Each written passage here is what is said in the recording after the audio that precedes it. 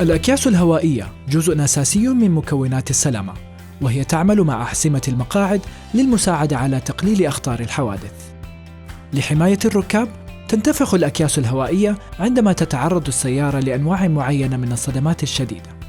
مع ذلك، ينبغي عليك مراعاة تعليمات السلامة والتنبيهات الخاصة بها أيضاً.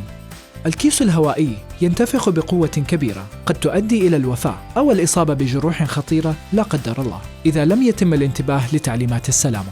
تأكد من ترك مسافة 25 سنتيمتر على الأقل عن عجلة القيادة، وألا تجلس على حافة المقعد سواء مقعد السائق أو الراكب، بحيث يتم توجيه الكيس الهوائي نحو الصدر بدلاً من الرأس والرقبة. المقعد الخلفي هو المقعد الأنسب للأطفال، لكن إن كان سن طفلك يسمح له بأن يجلس في المقعد الأمامي، تأكد من عدم وقوفه أمام وحدة كيس الهواء، وأنه لا يجلس في حضنك أو في حضن الراكب الأمامي.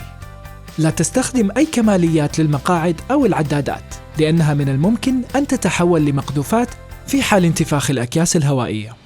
لا تضع أي شيء يؤدي لارتفاع الراكب الأمامي عن مستوى المقعد، لأن ذلك قد يؤدي إلى توزيع وزن الراكب وإرسال قراءات غير دقيقة لمستشعر أكياس الهواء.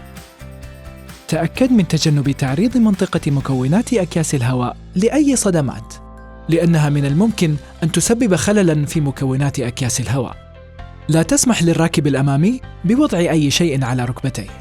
من الضروري أن يربط السائق والركاب أحزمة الأمان بصورة صحيحة. قم بفتح الأبواب أو النوافذ إذا أصبح التنفس صعباً بعد انتفاخ الأكياس الهوائية. ينبغي عليك أن تستشير وكيل تويوتا في حال الحاجة إلى تفكيك أو تصليح أكياس الهواء أو عجلة القيادة وما حولها، وأيضاً في حالة استبدال المقاعد أو تنجيدها.